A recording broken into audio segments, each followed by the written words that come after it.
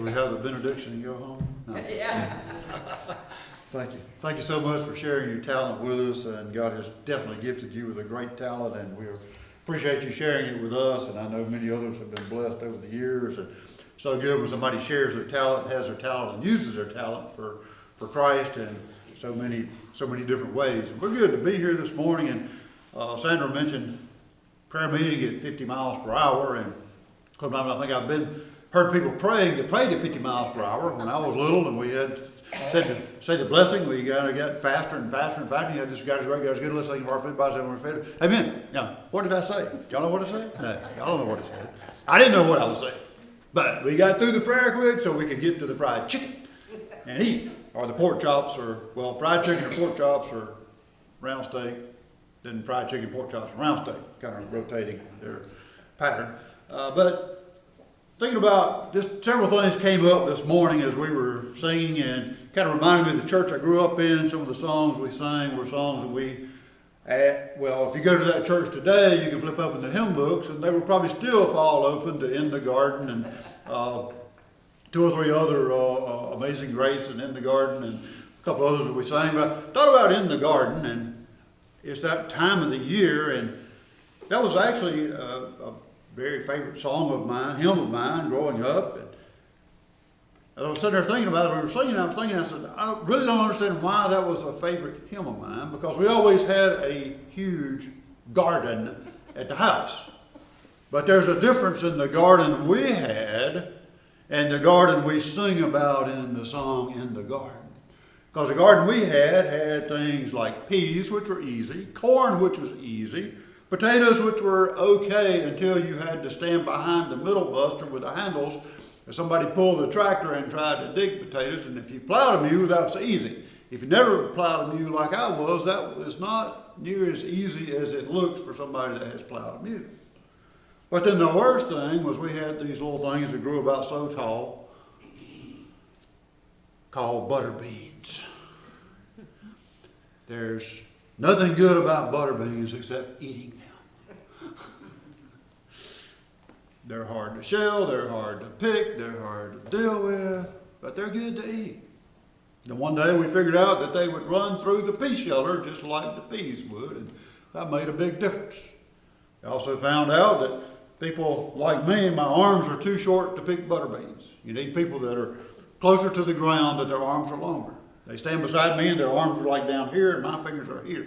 It's too far from my fingertips to where the butter bean grows, so I was not efficient at picking butter beans. So, but we think about gardens. Think about prayer meeting at 50 miles per hour on a train around Tokyo. Now, a friend of mine was a missionary in Japan for a number of years and came back to Bainbridge and lived. And he said it was interesting. You do a church in Tokyo in Japan, and he wasn't in Tokyo. I don't remember which town he was in, but said, real easy. When you pick out your scripture, you say, okay, turn to page 907. Our scripture today is on page 907, John chapter 21. Now, I would dare say, unless you've got the same exact 10-line ESV version that I've got, even if you've got the same one, put it a different day, yours is probably not on page 907. It's on page something else. But in Japan, they all had the same translation, the same Japanese scripture, printed scripture, and it was all on the same page. It was real easy. John 21, you just, instead of saying John 21 like we do, he would say the page number. They would go to the page number. But then I think about other places people have prayer meetings. Now, Sandra mentioned praying at 100 miles per hour. We've probably all prayed, in rainstorms. We've all prayed and as we were maybe riding with somebody that didn't drive the way we prefer to drive and drove a little faster, a little slower, a little harder on curves than we like to ride, and we've probably said some prayers there. Some of us have probably prayed before math class, or not necessarily math test, mainly history or English test. Do you give tests in English? I don't know. English didn't work for me, but they prayed before test. Now, praying before test is kind of like the guy in the boxing ring, and he's getting ready to box, and he kneels down in the corner, and the guy sitting up in the stands, and he's sitting beside a priest. Those are the guys he's getting ready to go. He goes over to the corner of the ring, and he puts his head on the corner of the ring, and he does a little Catholic cross thing, and the guy punches the priest, says, will that do him any good? He says, depends on whether he knows how to box or not. That's kind of like praying before a test. If you're prepared for the test, then God will bless you to be able to do well on the test. Usually when we pray before a test, it's why? Because we didn't prepare. And we're like, Lord, help me, forgive me for not preparing and help me get through this so I can pass this class or at least get by this test to get on to the next. But we pray in different places. Read a story about a prayer meeting that was held, and they were trying to hold it in the church, and some people that were in that prayer group, the church they wasn't really church type people. So they were like, where are we going to have this prayer meeting? And it was up around Atlanta, and there's these restaurants around Atlanta that kind of have an orange sign out front and owl on it, the restaurant I'm talking about. That prayer meeting over in the corner of Hooters every week. A group of guys got together and they had prayer meeting, had Bible study. Then when I was in New Orleans, they were, now the wives were doing this, not the men. They were a group of entertainers around that entertained mainly for gentlemen and adult gentlemen. And one of the ladies, some of the folks in the church kind of had a heart for these folks that were in this business. So they went to a couple of those establishments, the wives did, in the mornings, and they said, we would like to just meet some of your ladies and some of your girls and talk to them and maybe offer them some assistance and Bible study. And so they were amazed that the club owners who made their money with these entertainers welcomed them in. Because many of these girls were young girls, they were young mothers, some of them had come out of addiction, some of them were involved in addiction and other things. And they saw the ways to help, even though they knew that if they followed the Bible study, if they followed the Lord, they would probably leave their business and go to something else. But they welcomed them in. Different places, different ways to reach people for Christ. Sometimes even in places that some would look and say, man, I'm appalled that you would even walk into that place. Appalled that you would even go there. But different ways to reach people for Christ.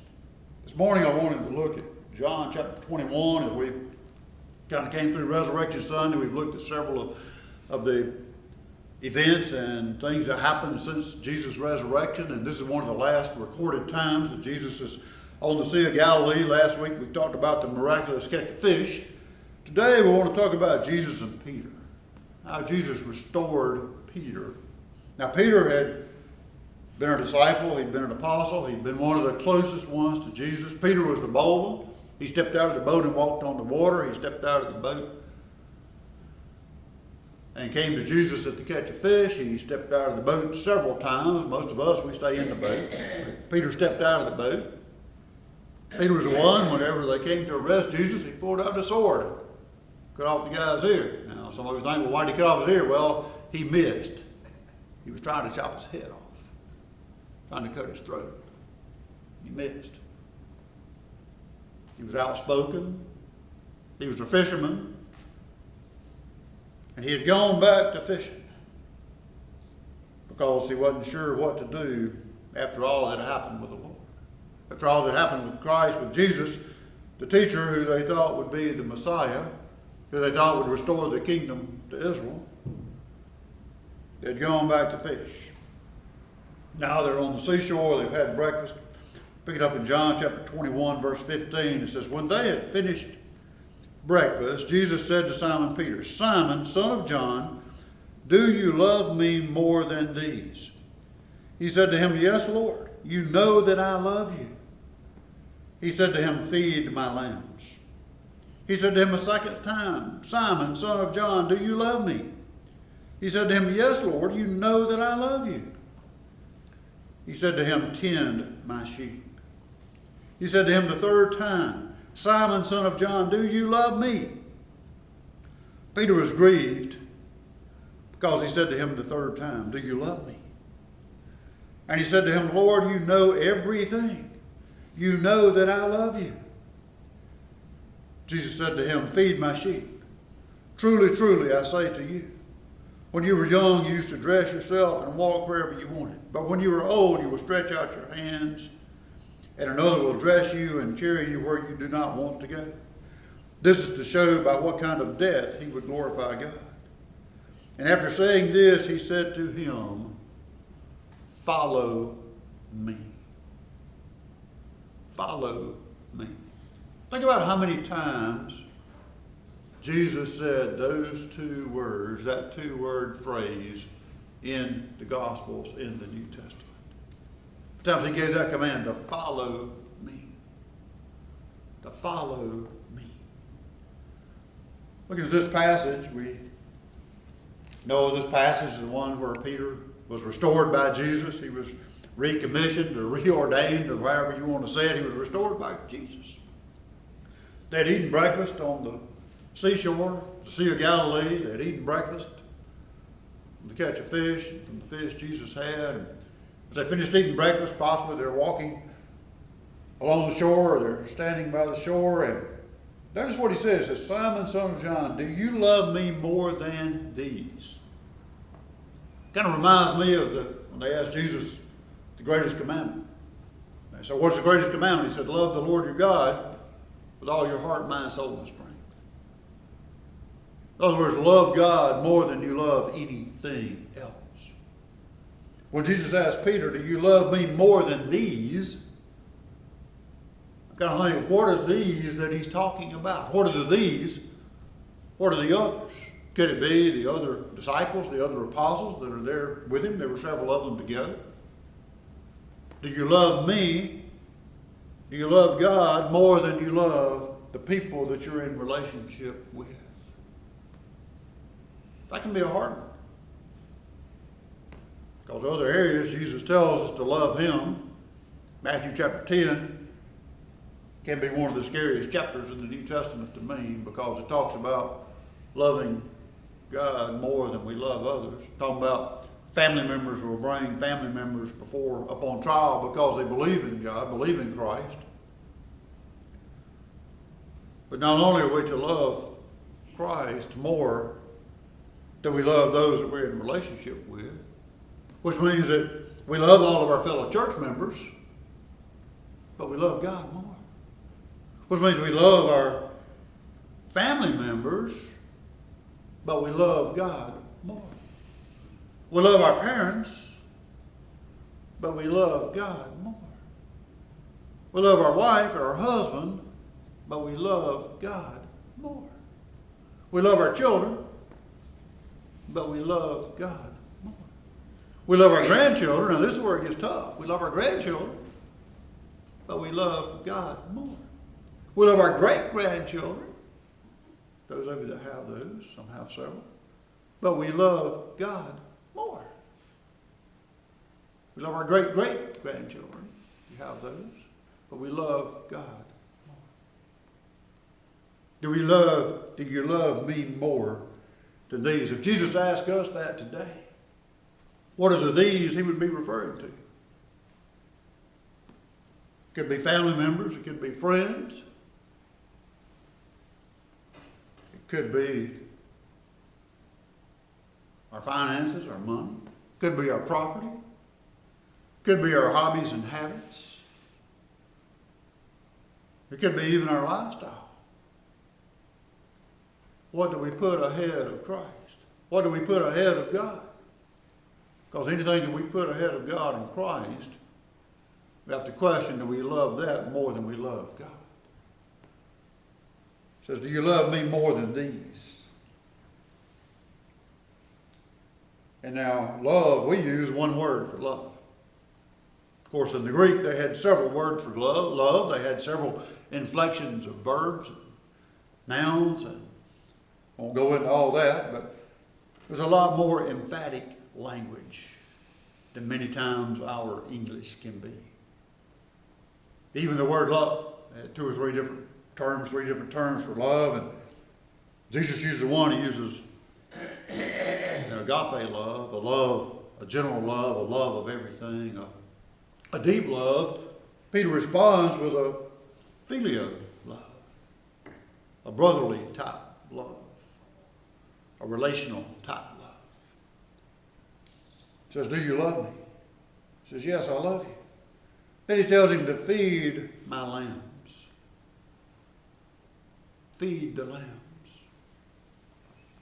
Feed my children. When we think about lambs, we think about the young livestock, the young sheep, the young lambs. Now, of course, some of you, when you think of lambs, you think of nice, pretty, white little lambs out in the pen, in the pasture, in the green pasture, walking around, serene setting. That's the first image that conjures up to you. I'll tell you, you've never spent much time around sheep. Sheep are oily, they're greasy, they're nasty, they're not too smart. Did I mention they're nasty? They smell, they're ornery, they're not too smart. Kind of like, well, preachers, and maybe a few church members, but especially preachers. Maybe a few church members, not us. It says, feed my lambs. Take care of those little ones. Take care of those that have come to know me. Feed them. Then he said to him a second time, Simon, son of John, do you love me? Ask him again. Simon, son of John, do you love me? Now think about somebody asking you, do you love me? Yes, I love you. Your wife, your husband, your family member, your friend. Do you love me? Yeah, I love you. But then they give you a command, feed my lambs. Then they ask you again, do you really love me? Well, I told you I loved you. That's what the man would say. Well, I told you I loved you. I told you one time. I need to tell you again. How many times do I need to tell you? I told you I loved you. He asked him a second time, do you love me? He said to him, yes, Lord, you know that I love you. You know that I love you. We respond, yes, Lord. You know that I love you. Then he gives another command, feed my sheep.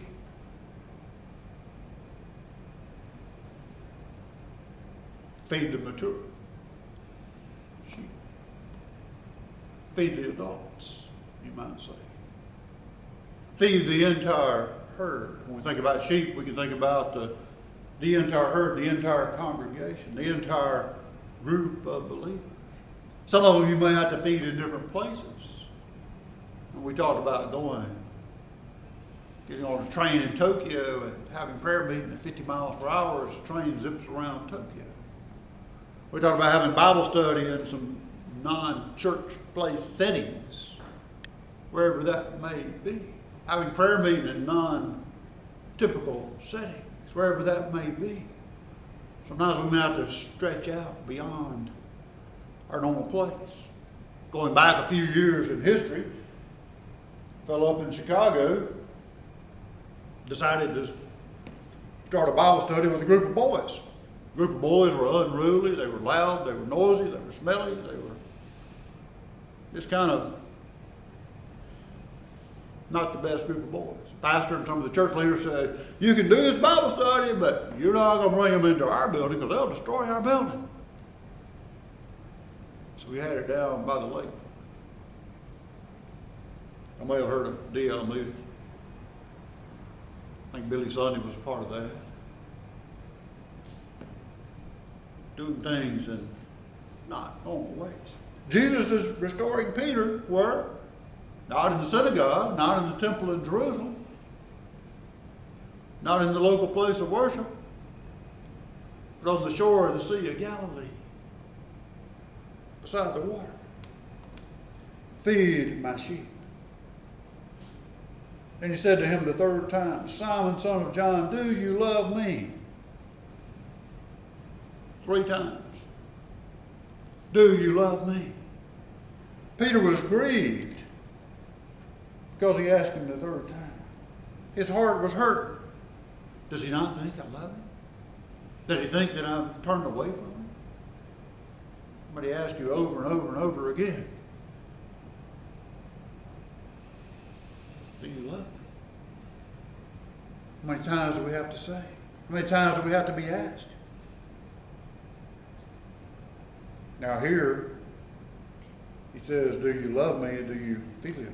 The brotherly love. And he said to him, Lord, you know everything. The all-knowing of Christ.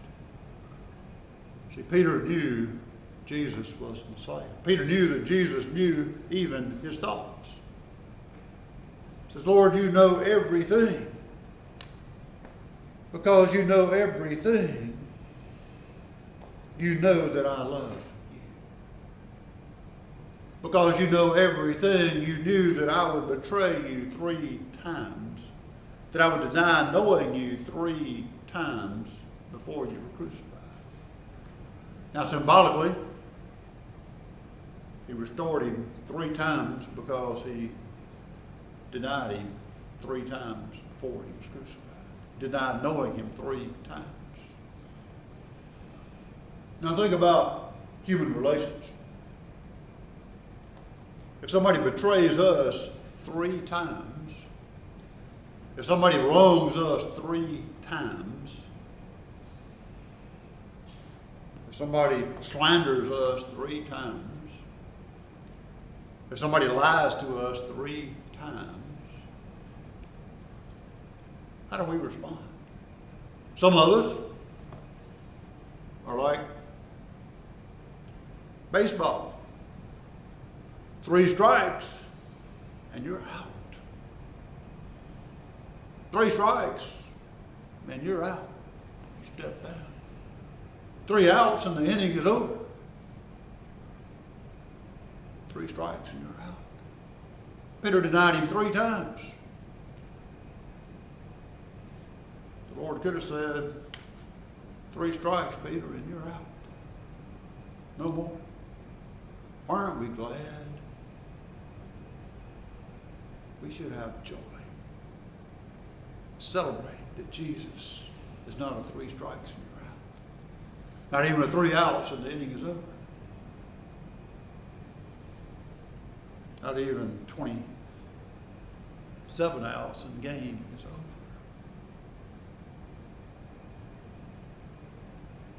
I think somebody asked Jesus one time how many to forgive, and he said 7 times. He said 70 times 7.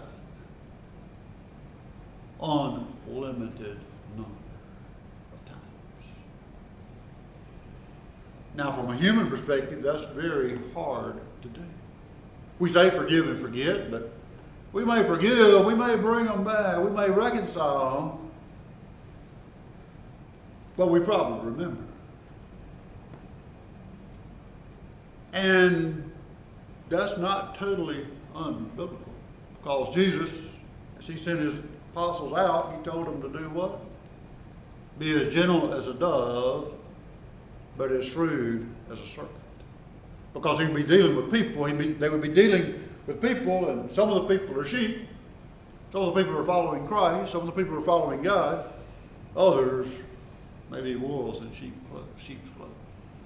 Others may be falsely pretending to follow Christ to get their own needs met. Others may be there to take advantage of his children.